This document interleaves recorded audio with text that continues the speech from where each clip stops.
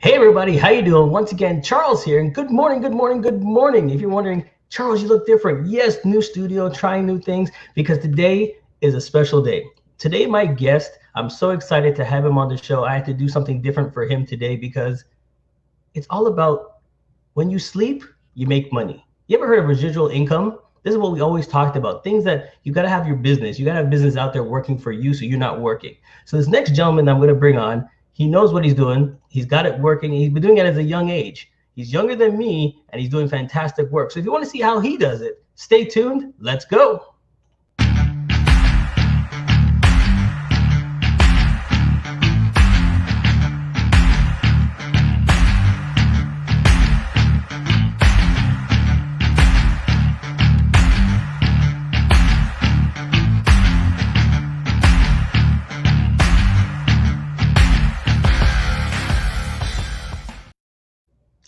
Yes, yes, you're back. And thank you for waking up with me this morning on a Friday, beautiful morning. You see the sun shining behind me. So I want to bring my special guest in. So without further ado, ladies and gentlemen, please welcome to the show. This is Peter.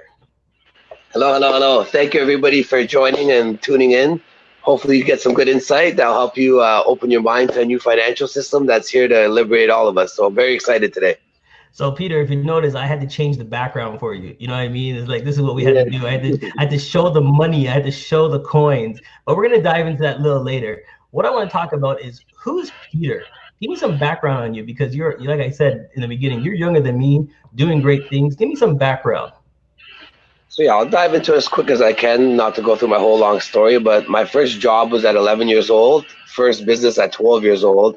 Realized that sometimes you need to have the cash flow of a job to have a business young, but by 15 years old at a corporation, I made more in high school than most of my teachers did with my sales company, just through the summer and the peak months. And then even in the off season, I ran different businesses. That led to me doing 3 semesters in university, playing 2 football seasons, and realizing there was better books at Indigo for $30 than $3,000 to $9,000 courses. So I figured learning firsthand is the best way to go about anything. Me learning about our financial system very young and the issues with it was a difficult situation to have with people, because there was no positive outcome. So if I tell someone about something negative, but there's nothing they could do in their lives to make a change about it, it's a topic I didn't feel worth having until Bitcoin came around in my life, and it was almost too good to be true. But here we are, and this is why I'm on the show today, to let people know that there's another option in the world that wasn't available up until about 10, 11 years ago. Okay, so I'm going to dive into it, because they might be wondering, how old are you? I'm 33. Okay, so at a young age, you just knew that you wanted business? Like, it's because you have to think about it. Kids at your age, they're not thinking about business. They're going out partying and having fun and stuff. You just knew right away that, wait, there's got to be an easier way. I wouldn't say I didn't party and had fun. I definitely partied and had fun, but I guess like having my parents be entrepreneurs, and then things like not having an allowance. I remember being very, very jealous of my friends in like the neighborhood I grew up in. One of my friends had a $2 allowance, $2 a week.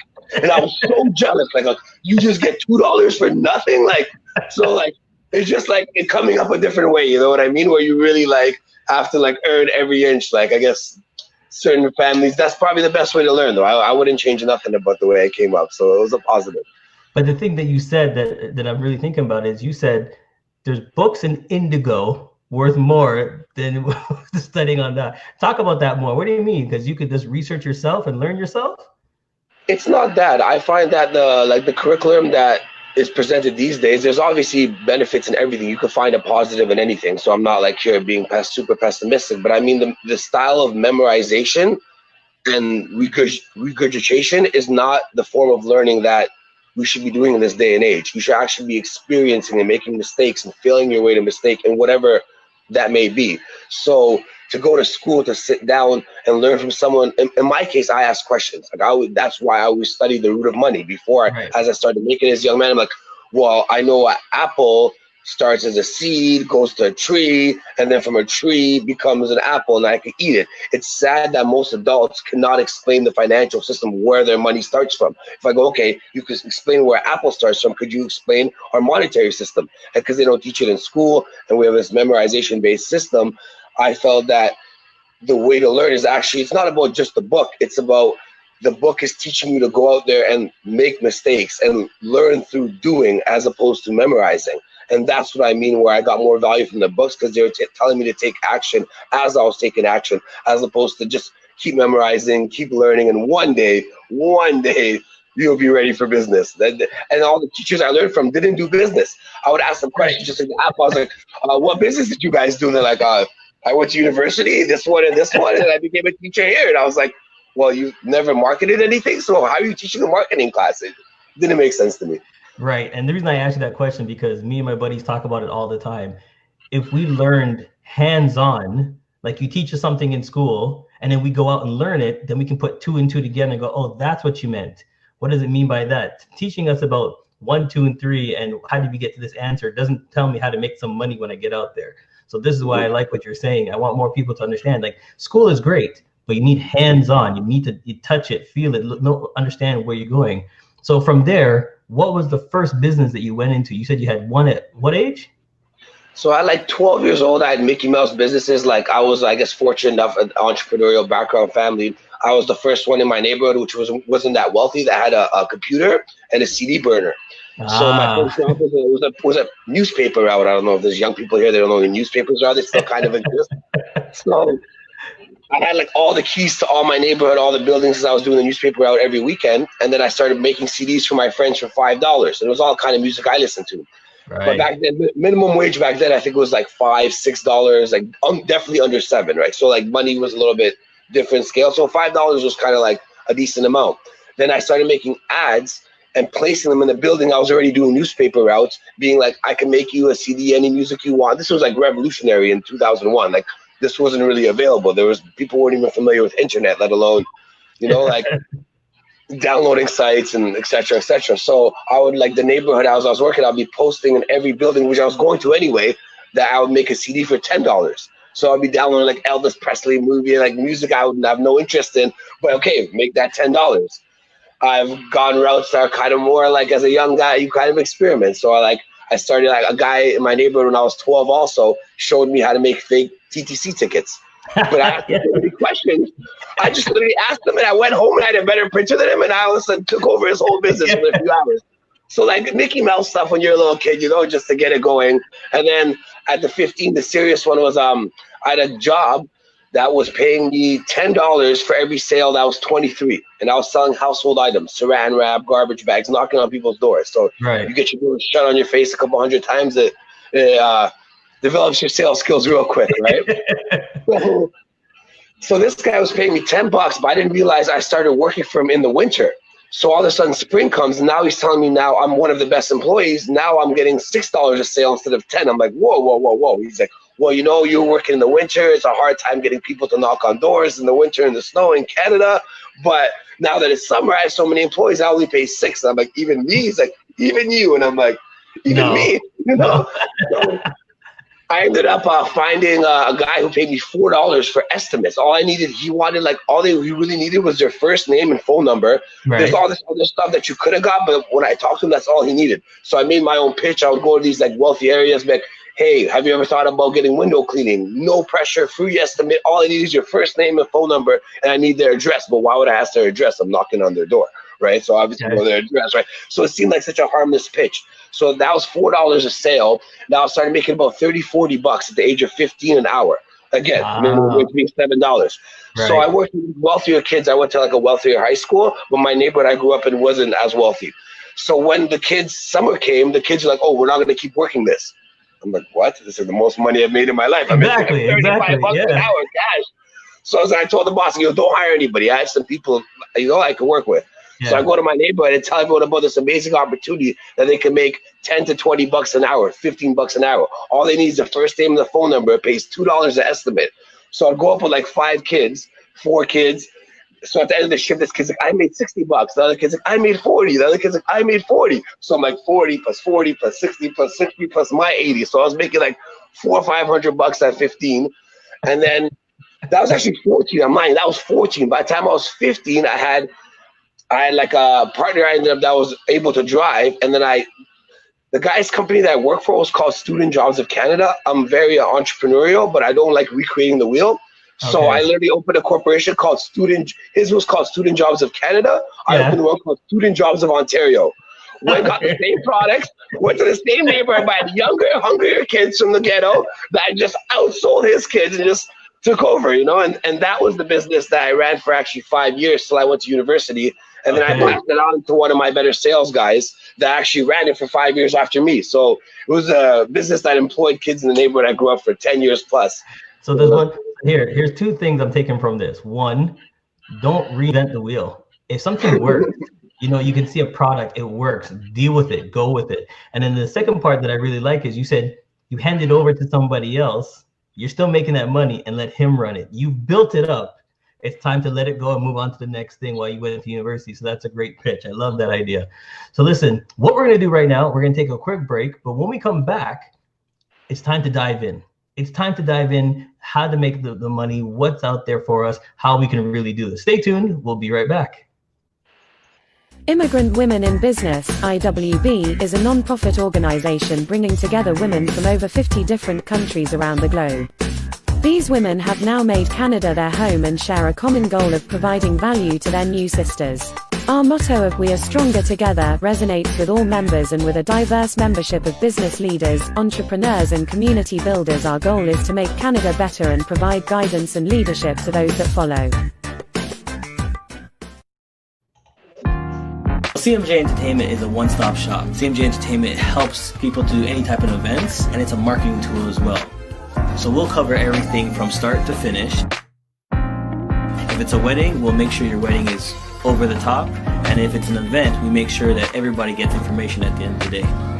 Give us a call at 416-414-8964 or online, go to cmjent.com.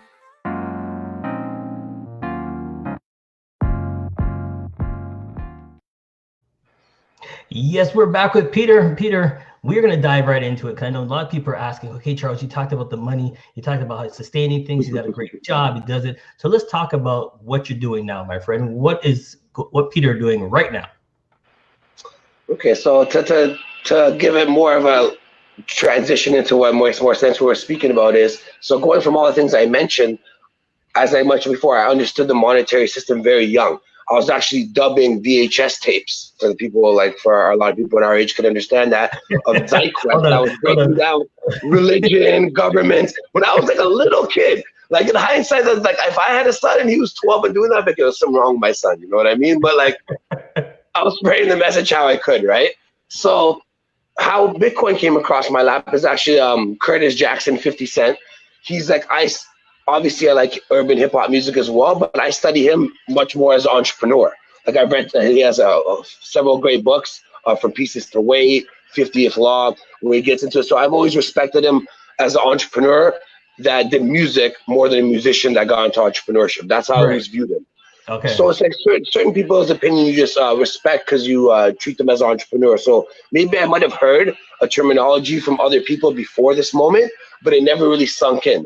So I was sitting in Cuba, and I don't watch much television in general.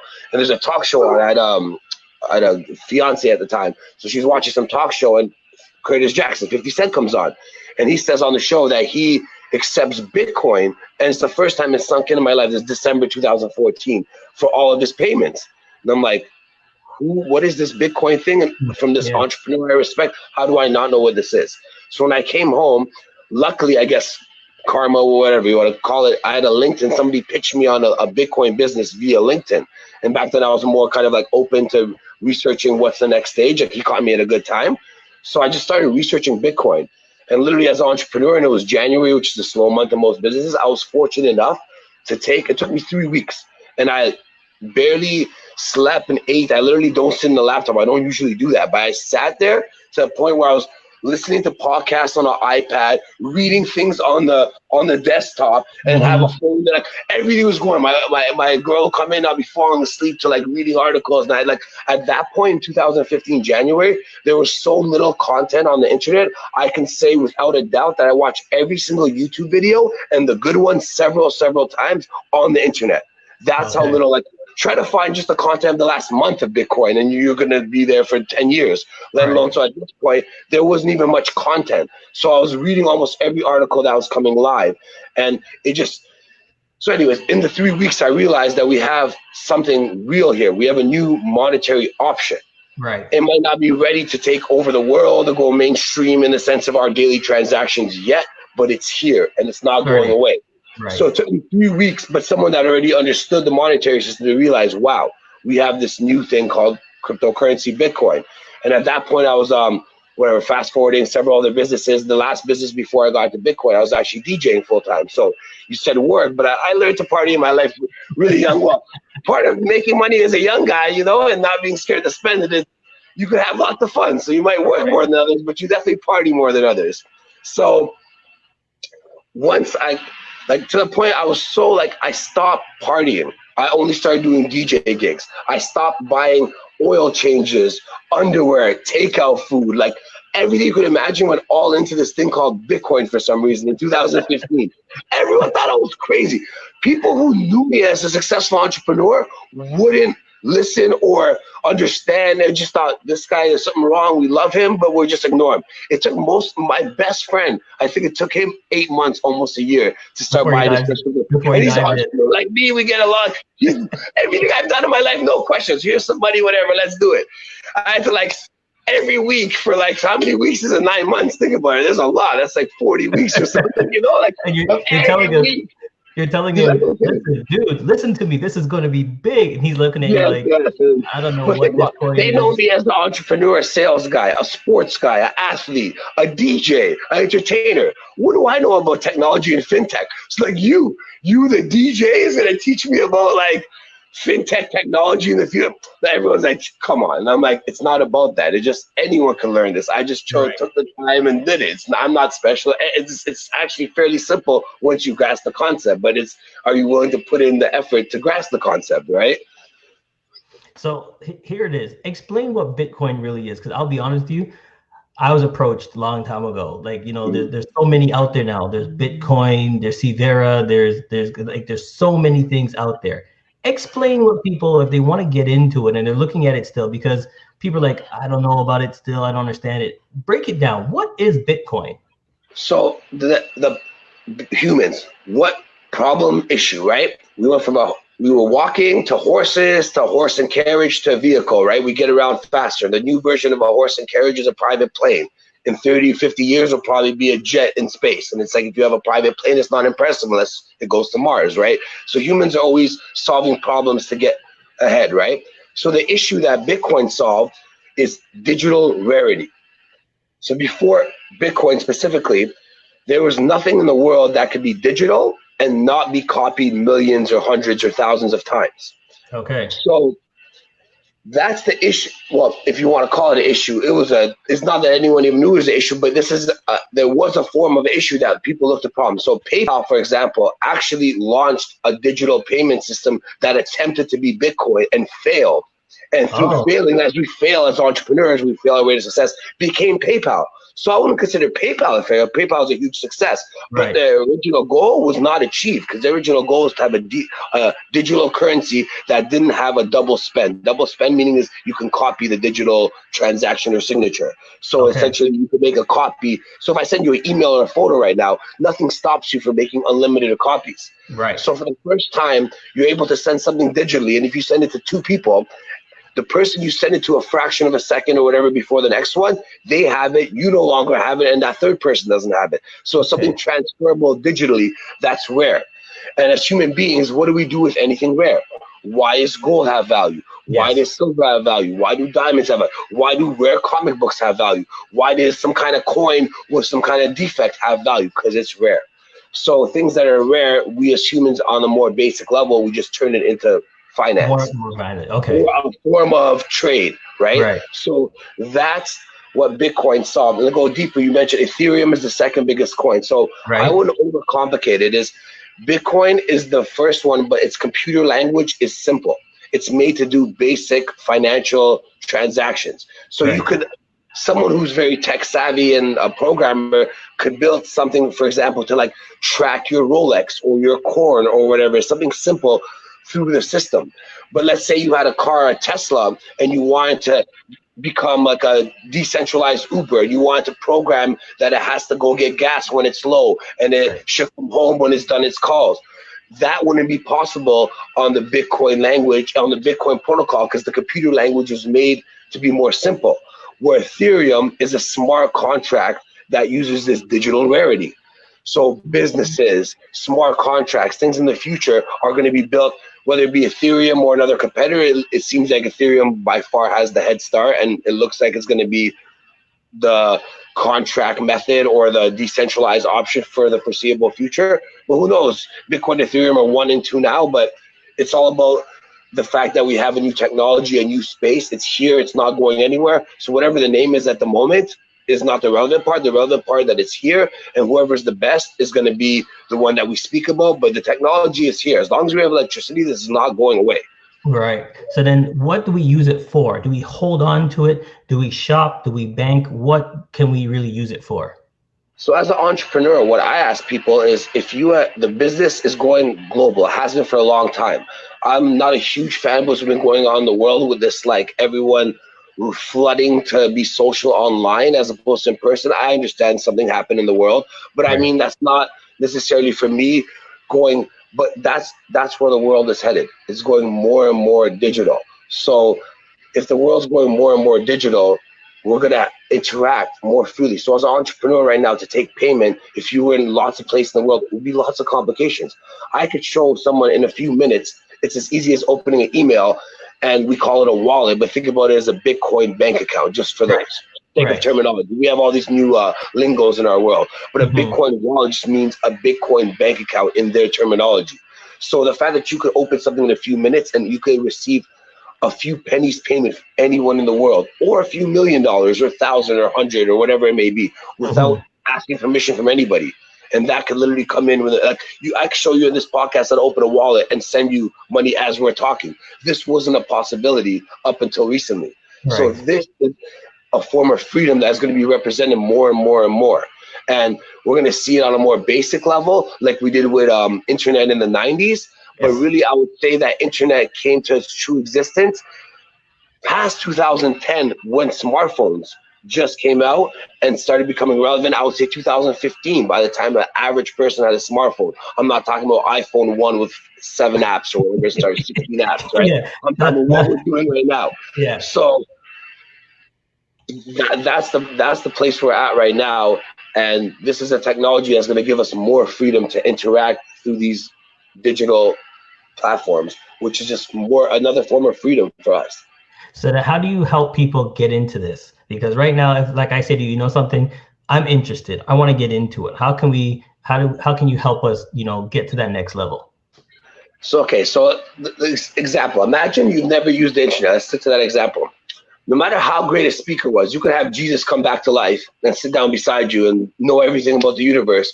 And he's not going to be able to explain to you the internet in a few hours. No matter what charts, what slideshows, what terminology uses, you're going to actually have to use the internet, use email, understand the basics. So how many documentaries you watch and how many opinions you get of other people, until you use the technology, you haven't really experienced it.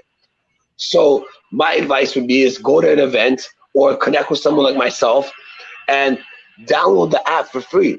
Ask me. You could WhatsApp me. Like, it's a matter of going through the phone. I could show you in minutes how to open this Bitcoin wallet, Bitcoin bank account so we're on the same standing, and use it. Like, I'll send you $2. Send me back $1. I'll send you 50 cents. And there you go. You use it twice. Now you could go on your own path and maybe you show somebody else how to use it. And it's a more of a understanding through experience, I find, more so, where a lot of people just want to research it, not ever use it, and then base an opinion without actually using the technology, which is kind of like, I really don't like boats. I've researched everything there is about it. I really can't stand the idea of a boat, but I haven't been on a boat. You know what I mean? Like, that's what sounds like the most people when it comes to Bitcoin. It's like, so you've never actually used Bitcoin, but you're passionately against it. Interesting. I don't think that mentality is gonna get you far in life, whatever you're doing, Is it more because people are scared because it's internet based? They don't know nothing about it. They can't touch it. You know how we are. If you can't grab a dollar in your hand, it can't be real.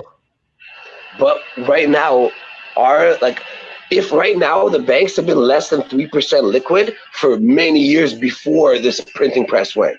So if 10% of us went to the bank and want to take out half our money, just 10% of half our money, the banks would implode. The cash is not there. There's no, the cash is not held in vaults, so we already are digital. The question is, do you want to hold something digital that you know is rare, or something digital that you know someone could just add a comma, extra zero on the screen as often as they want to? And not yet, but over time and more so, you'll see it, and we are seeing it, our buying power going down and down. And especially what's been happening in the last few months, yeah, it's going to take maybe several more months or a couple of years, but you will see things going through the roof in price. They have to. How could you print what took the first 200 years of our economy of debt in just months and think that there'd be no repercussions? Of course there's going to be some. So if we're already using something that we can't touch, that going back to the Apple, most people don't understand our financial system. If you did, you would realize that we're already in a digital financial system. Exactly. I was going to say. We have no control over it. And most people pay with plastic these days. How many people really pay with cash, right? Right. I was just about to say that, because once you took your card and went tap, tap, tap, you're now in the digital world. People don't realize no one really uses money. It's all tap this, tap that, tap this. You're just saying, let's get to the next level. You know, tapping is one thing. Let's get to the next level. Well, here's the thing, though. I'm seeing a lot of people starting to download these cards on their phones now. Yes. So to me, it's like an inside joke, because I realized, I was like, oh, these banks are actually helping Bitcoin and decentralized technology without knowing it. Yeah, get everybody comfortable doing finance on their phones. Stop going into banks. Great.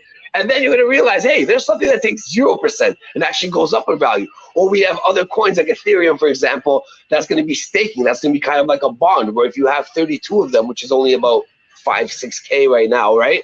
You will get residual income. You'll get a dividend payment from holding that much of a possession. Like, these are going to be things that be like, wow, they're going to like realize there's actually other options out there. And maybe some will stick to the old world, but there'll be more and more people opening up to something that costs less fees. It's like if there's an Uber that costs 25% and there's one that costs 2% and they're the same, well, yeah, of course the brand will stay for a long time. It's like if somebody would manage to open a McDonald's that gave the exact same food as McDonald's and charge half the price, McDonald's brand would do really well for a long time, but eventually it would start losing some market share. People are like, yo, this is the same food for a better price, right? So once people are using finance for the phone, that's a comfort zone that they're already used to. So me as an entrepreneur, that's one less thing I have to pitch. I don't have to reinvent the wheel. I don't have to explain to you that finance is moved to your phone. It already has. Now I'm just showing you that there's another option besides the one you got comfortable with. Okay, so here, let me ask you this question, because we have Claudio, and he wants to know, it's like, here it is. There are so many cryptocurrencies out there. How do we know which one is the good one and which one we should stay away from? So you have to think about a cryptocurrency like a website. So anyone can open a website. Well, what creates value to the website? If you have thousands, millions of views, daily, weekly, monthly. So if somebody just opens, like right now, me and you just open a website and me and you're the only one that ever went to it, how much value does that website have? So just as easily, me and you could start a digital currency today. Yes. And launch it to the world, and that's cryptocurrency 1,000,001, whatever the number, right? Right. But if me and you are the only ones that know about it, and maybe our third gentleman here on the chat, that's how much value do we have between of us. That's the network effect. Okay. So what makes cryptocurrency actually valuable is you have millions of computers or people, and variations of people agreeing on something around the world. So they're agreeing on this network. So it's the network effect of these millions, hundreds of millions, whatever the number of people agreeing and using. The website's not the best example. I'm just trying to give people understanding where it's actually difficult to start a coin. So in the beginning, if you were to start visiting websites, you probably started with Google. You probably started with Yahoo, right? You probably started with the big ones. So same thing with this. I would recommend anyone go just Bitcoin, and when they're ready, Ethereum is the second one, 1 and 2. And unless your investment portfolio goes more than several percentile into crypto, which for most people, they're a different place in life, it shouldn't. Even as a young person, I would say, yeah, you should put maybe up to 50% if you're a new investor. But if you're an established investor with a reasonable size portfolio, whatever that means to you, you shouldn't be going more than 5, 10, maximum 20, 25% into cryptocurrency, depending how risk adverse and where you are in your stage, right? So we're in a place right now where I would just stick to the big ones. Bitcoin, Ethereum. Don't reinvent the wheel. There's several other good ones I could get into, but even just going just Bitcoin, it's like a very good hedge for what's going on in the world and not getting overcomplicated with all these other currencies, because that's what makes it exciting. Anyone could start a currency now, but that's the freedom that we haven't yet realized as society. As children grow up, realize, hey, and now look, I start a website. I can start a website. I could attach a payment system to it. I could do X, Y, Z. The mind is going to open up to so many more possibilities. Entrepreneurs, as people are open to these different technologies and currencies. Right. Well, listen, I'm going to check it out right now because, I was diving into it.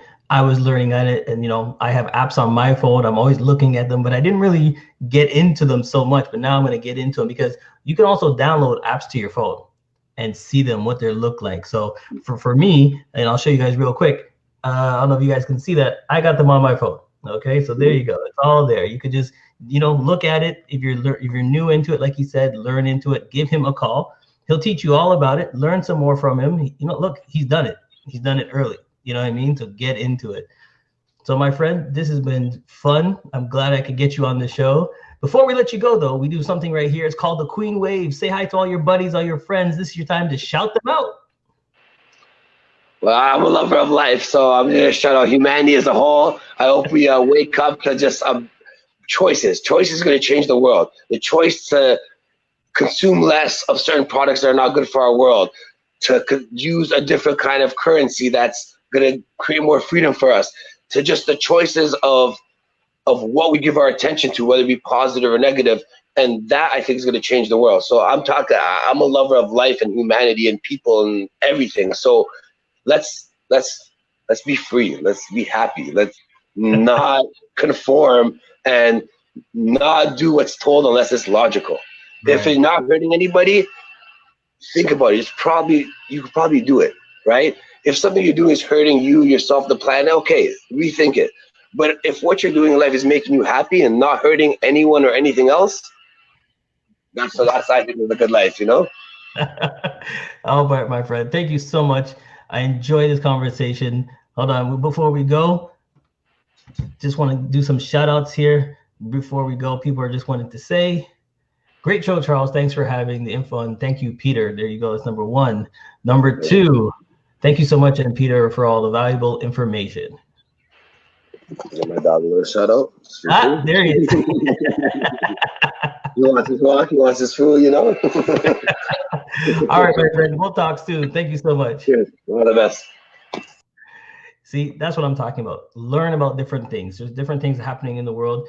And the thing about what I'll be honest with you, when I first started looking at this stuff, and like I said, I got it. I got it right here. I was nervous. I was scared. But something, once you dive into learning it, there's so many things out there. Take a chance, dive in. Like I always say, you didn't have to watch, but you did. I thank you so much. Have a great weekend. Be safe. See you next time. Has come to an end, but the fun doesn't have to stop here.